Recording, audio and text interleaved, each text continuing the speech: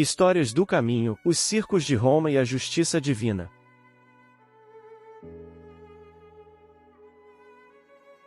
Questão 737. O Livro dos Espíritos.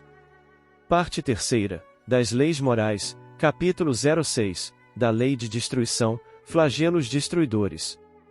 Questão 737. Com que fim fere Deus a humanidade por meio de flagelos destruidores? Para fazê-la progredir mais depressa. Já não dissemos ser a destruição uma necessidade para a regeneração moral dos espíritos, que, em cada nova existência, sobem um degrau na escala do aperfeiçoamento? Preciso é que se veja o objetivo, para que os resultados possam ser apreciados. Somente do vosso ponto de vista pessoal os apreciais, daí vem que os qualificais de flagelos, por efeito do prejuízo que vos causam. Essas subversões, porém, são frequentemente necessárias para que mais pronto se dê o advento de uma melhor ordem de coisas e para que se realize em alguns anos o que teria exigido muitos séculos. A reparação dos erros praticados por um grupo de pessoas é solidária, chamada de expiações coletivas, isto é, os mesmos espíritos que erraram juntos, como não vão para o inferno, pois ele nunca existiu, se reúnem na Terra em nova encarnação para sofrerem juntos o retorno do mal praticado, reparando coletivamente suas faltas anteriores. E foi o que aconteceu no incêndio do circo, quando a justiça divina, através da reencarnação, reaproximou os responsáveis em diversas posições da idade física para a dolorosa expiação, libertando suas consciências das culpas passadas. Em 17 de dezembro de 1961, na cidade de Niterói no Gran Circo norte-americano, a maior tragédia circense da história. Oficialmente morreram 503 pessoas na tragédia, mas o número estimado é muito maior, porque dezenas de famílias contam nunca mais ter encontrado os seus parentes.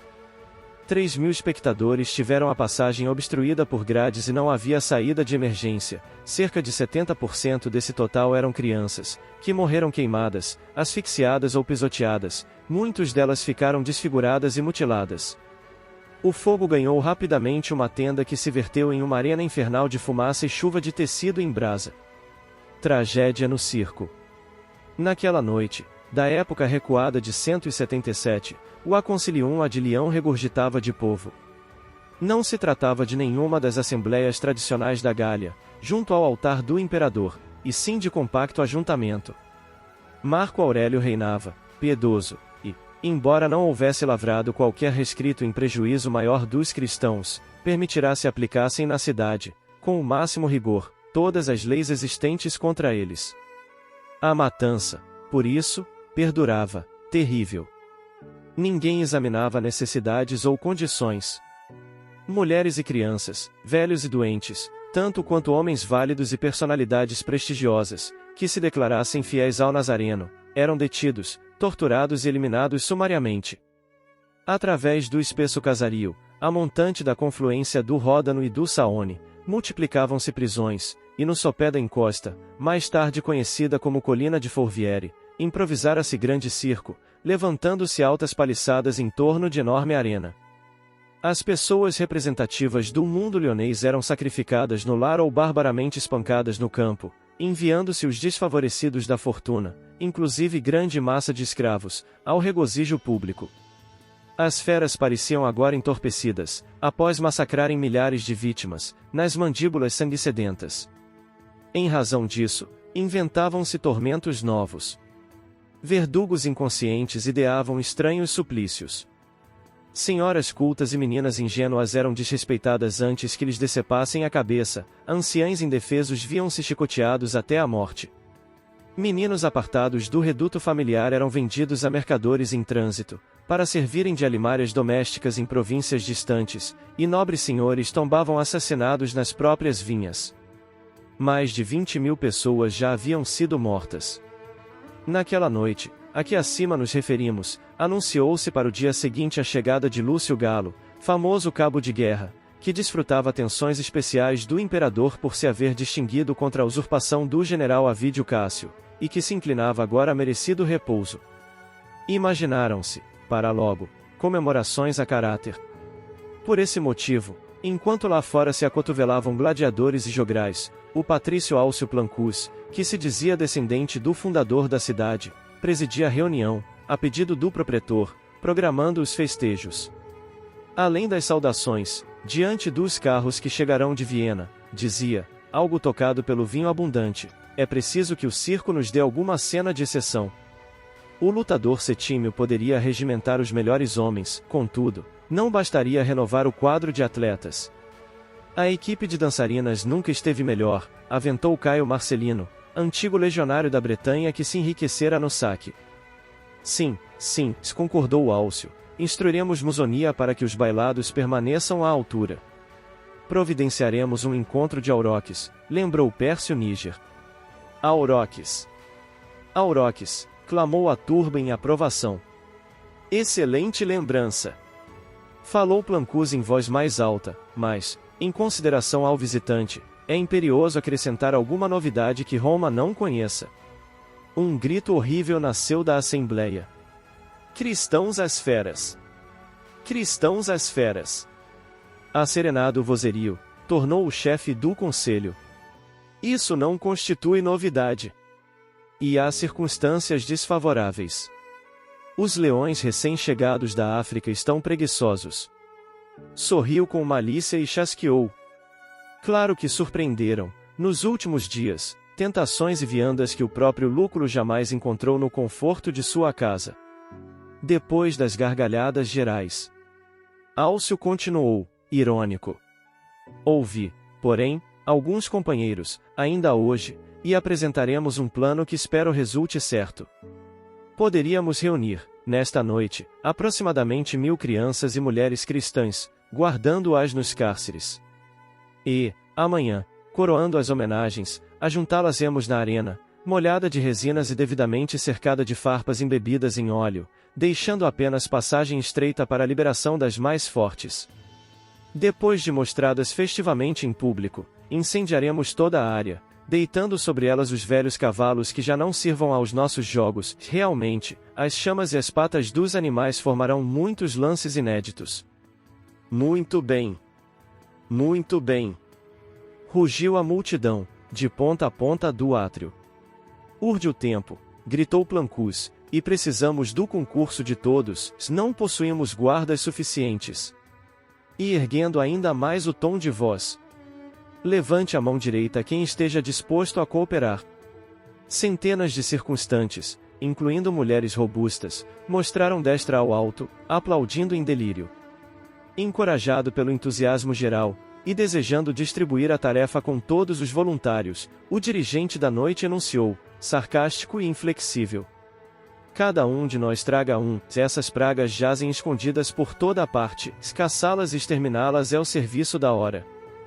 Durante a noite inteira, mais de 1000 pessoas, ávidas de crueldade, vasculharam residências humildes, e no dia subsequente, ao sol vivo da tarde, largas filas de mulheres e criancinhas, em gritos e lágrimas, no fim de soberbo espetáculo, encontraram a morte, queimadas nas chamas alteadas ao sopro do vento, ou despedaçadas pelos cavalos em correria.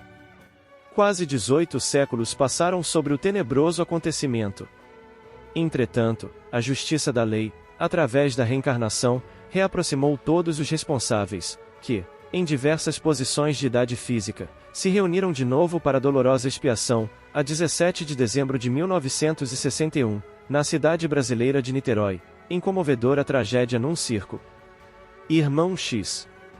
Humberto de Campos. Ensinamento de Jesus. A cada um será dado segundo as suas obras. Portanto, ninguém paga pelo erro cometido pelo pai, pela mãe, pelos avós ou até, como muitos acreditam, por Adão e Eva. Ora, se a justiça humana pune o culpado e não o inocente, como Deus, sendo a justiça suprema, punirá você, que não tem culpa por uma coisa que seu pai fez de errado, ou pelos erros cometidos por Adão e Eva? O Espiritismo também esclarece, e a lei que age sobre o indivíduo é a mesma que age sobre a família, a nação e as raças, formando individualidades coletivas. Existem, portanto, as faltas do indivíduo, as da família e as de um país, e cada uma dessas faltas, qualquer que seja o seu aspecto, é reparada pela aplicação da mesma lei de ação e reação ensinada por Jesus. Diz até um ditado que a semeadura é livre, mas a colheita é obrigatória. Portanto, a reparação dos erros praticados por um grupo de pessoas é solidária, isto é, os mesmos espíritos que erraram juntos, como não vão para o inferno, pois ele nunca existiu, se reúnem na Terra em nova reencarnação para sofrerem o retorno do mal praticado, reparando suas faltas anteriores. E isso foi o que aconteceu no incêndio do circo, quando a justiça divina, através da reencarnação, reaproximou os responsáveis em diversas posições da idade física para a dolorosa expiação, libertando suas consciências das culpas passadas. A cidade de Lyon.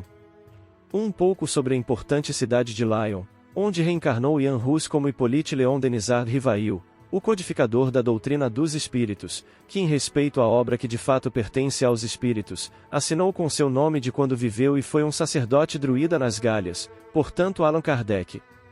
Lyon, em português Lyon ou Lyon, forma em desuso, é uma das maiores cidades francesas, segunda maior área urbana, terceiro maior município, capital da região Ródano-Alpes e do departamento de Ródano, na junção do Ródano, Rhône e do Saône. Tem cerca de 441.500 habitantes, cerca de 1.830.000 habitantes em sua região metropolitana. Seus habitantes são chamados de Alionense e Alionesa. Foi fundada em 43 a.C. pelos romanos, com a designação de Lugdunum, era a capital da província da Gália. Foi nessa cidade que nasceu o imperador romano Cláudio, o primeiro imperador que nasceu fora da Península Itálica e que chegou a conquistar a Britânia em 43 d.C. Aqui se realizaram 2 concílios ecumênicos da Igreja Católica, Lyon I, 1245, e Lyon II, 1274. Lyon foi fundada sobre a colina Fourvière como uma colônia romana em 43 a.C. por Munatius Plancus, um tenente de Júlio César, num assentamento de uma colina gaulesa chamada Lugdunum, do deus celta Lugus, Luz, do velho irlandês Lug, irlandês moderno Lu, e Dunum, colina forte. Lyon foi primeiramente denominada Lugdunum, significado de a monte de luzes ou ao monte de corvos. Lug foi igualado pelos romanos a Mercúrio. Os cristãos em Lyon foram perseguidos por causa da sua religião sob os reinados dos vários imperadores romanos, mais notadamente Marcos Aurelius e Septimus Severus. Santos locais a partir deste período incluem santos, como Blandina, Putinus e Epipudius, entre outros. O grande bispo cristão de Lyon, no II século foi Ireneu. Foi nessa cidade também que nasceu Allan Kardec, o codificador do Espiritismo. Estudemos outro resgate coletivo. Incêndio do edifício Joelma. Por Francisco Cândido Xavier. Tão logo nos chegou pelo rádio a notícia do incêndio do edifício Joelma, em São Paulo, reunimos-nos em prece, 4 amigos, solicitando auxílio dos benfeitores espirituais para as vítimas do aflitivo acidente. O nosso Emanuel atendeu-nos e escreveu a prece que lhe envio. É uma oração sem título, simplesmente oração. Tenho a certeza de que, se houvesse título, ele seria escrito com as nossas próprias lágrimas. Até hoje, sob a forte impressão do incêndio do edifício Andraus que acompanhamos pessoalmente em fevereiro de 1972, o triste acontecimento nos dói profundamente no coração. Por isso, na ideia de que a prece do nosso benfeitor Emanuel possa confortar algum coração amigo, mais diretamente atingido pela dolorosa provação coletiva que a todos nos fere, enviamo-la à sua atenção. Deus nos fortaleça e abençoe a todos. Senhor Jesus. Emanuel. Auxilia-nos, perante os companheiros impelidos à desencarnação violenta, por força das provas redentoras. Sabemos que nós mesmos, antes do berço terrestre, suplicamos das leis divinas as medidas que nos atendam às exigências do refazimento espiritual. Entretanto, Senhor, tão encharcados de lágrimas se nos revelam, por vezes, os caminhos do mundo, que nada mais conseguimos realizar, nesses instantes, se não pedir-te socorro para atravessá-los de ânimo firme. Resguarda em tua assistência compassiva a todos os nossos irmãos surpreendidos pela morte, em plena floração de trabalho e de esperança, e acende-lhes nos corações, aturdidos de espanto e retalhados de sofrimento, a luz divina da imortalidade oculta neles próprios, a fim de que a mente se lhes distancie do quadro de agonia ou desespero, transferindo-se para a visão da vida imperecível. Não ignoramos que colocas o lenitivo da misericórdia sobre todos os processos da justiça, mas tocados pela dor dos corações que ficam na terra, tantos deles tateando a lousa ou investigando o silêncio. Entre o pranto e o vazio, aqui estamos a rogar-te alívio e proteção para cada um. Dá-lhes a saber, em qualquer recanto de fé ou pensamento a que se acolham, que é preciso nos levantemos de nossas próprias inquietações e perplexidades, a cada dia, para continuar e recomeçar, sustentar e valorizar as lutas de nossa evolução e aperfeiçoamento, no rumo da vida maior que a todos nos aguarda, nos planos da união sem a Deus. E, enquanto o buril da provação esculpe na pedra de nossas dificuldades, conquanto as nossas lágrimas, novas formas de equilíbrio e reharmonização, embelezamento e progresso, engrandece em teu amor aqueles que entrelaçam providências no amparo aos companheiros ilhados na angústia. Agradecemos, ainda, a compreensão e a bondade que nos concedes em todos os irmãos nossos que estendem os braços, cooperando na extinção das chamas da morte, que oferecem o próprio sangue aos que desfalecem de exaustão, que umedecem com o bálsamo do leite da água pura os lábios e as gargantas ressequidas que emergem de tumulto de cinza e sombra, que socorrem os feridos e mutilados para que se restaurem, e os que pronunciam palavras de entendimento e paz, amor e esperança, extinguindo a violência no nascedouro. Senhor Jesus, confiamos em Ti, ao entregarmos-nos em Tuas mãos, ensina-nos a reconhecer que fazes o melhor ou permites se faça constantemente o melhor em nós e por nós, hoje e sempre. O enigma insolúvel. Irmão Saulo. As provas coletivas, profundamente dolorosas, como a do incêndio do edifício Joelma, constituem enigma insolúvel para os que creem em Deus, mas não conhecem os princípios da sua justiça divina. Diante da tragédia absurda o coração vacila e muitas vezes a fé desmorona.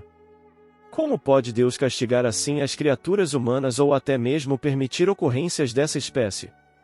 Não há argumentos que possam acalmar a revolta dos que perderam entes queridos. Mas a prece de Emanuel começa por uma referência a provas redentoras. E a seguir nos lembra que nós mesmos, ao reencarnar na Terra, suplicamos às leis divinas as medidas de que necessitamos. Assim, orando a Jesus, Emanuel nos envia também a mensagem esclarecedora sobre as razões ocultas da tragédia. Cada criatura humana se define como personalidade pela sua consciência. Graças à consciência, a individualização humana nos separa da individualização animal e nos confere a dignidade espiritual. Conscientes do que somos e do que fazemos, somos naturalmente responsáveis pelos nossos atos. Essa responsabilidade se acentua quando o espírito, livre da ilusão da matéria, se defronta com a realidade no mundo espiritual. É então que pede para voltar à Terra numa reencarnação de provas redentoras, submetendo-se aos mesmos suplícios que infligiu a outros em vidas anteriores. Quem conhece a história da humanidade sabe de quantos horrores ela se constitui. O egoísmo humano, a ganância, a sede de poder, a arrogância desmedida dos homens, não obstante a natureza passageira da vida terrena, levaram-nos a muitos desvarios por mares e terras do planeta. Agora, numa fase decisiva da evolução terrena, muitos espíritos anseiam por aliviar sua consciência dos crimes do passado, preparando-se assim para experiências mais altas no mundo melhor que vai nascer. Há quem se revolte à ideia de que uma criatura querida tenha praticado crimes em vida anterior. Mas a verdade é que somos todos, sem distinção, espíritos endividados com a nossa própria consciência. Nada devemos a Deus, que nada nos cobra, mas tudo devemos a nós mesmos. A natureza divina do espírito se revela nas leis de justiça da consciência. E é por esse tribunal secreto, instalado em nós mesmos, que nos condenamos a suplícios redentores. A tragédia passageira resulta em benefícios espirituais na vida sem limites que nos aguarda além túmulo. Mensagem recebida em reunião íntima realizada no dia 1º de fevereiro de 1974, data em que ocorreu o incêndio no edifício Joelma. Nota da editora. Na primeira edição do livro impresso, No Uso da Vida Maior. Comentários finais. Por mais que saibamos que toda dor é redentora, jamais poderemos olhar com frieza a dura prova que passa um irmão de caminhada ou uma coletividade. Na verdade, nosso modelo e guia, nosso Senhor Jesus Cristo, em pleno flagelo da ignomínia humana na Via Crucis, permitiu que Simão o Cirineu por 3 vezes o auxiliasse com o infame madeiro da cruz. Em tudo ele, o Mestre inolvidável não desperdiçava a oportunidade de nos preparar para o reencontro com o Pai Criador, e por isso nesta passagem demonstrou que em todas as dores cabe o auxílio legítimo do amor verdadeiro. Por mais que seja uma prova, tomar do cálice do Pai, é nosso dever minorar todas as dores e assim constituir uma sociedade que aprenda a amar e servir, como o fez nosso Mestre. Vem Archote de luz, vem Jesus, viva Jesus! Nascer, morrer, renascer ainda e progredir sempre, tal é a lei. Base bibliográfica. O Livro dos Espíritos, Allan Kardec, parte 3ª, das Leis Morais, capítulo 06, da Lei de Destruição, Flagelos Destruidores, questão 737. Jornais noticiaram a época. Dados do mundo físico. Cartas e Crônicas, pelo Espírito Irmão X, Médium Francisco Cândido Xavier, capítulo 06, Tragédia no Circo. Revista O Consolador. Wikipédia, a enciclopédia livre. Diálogo dos Vivos, autores diversos, pelo Espírito Emmanuel, Médiuns Francisco Cândido Xavier e José Herculano Pires, capítulo 25, Incêndio do Edifício Joelma.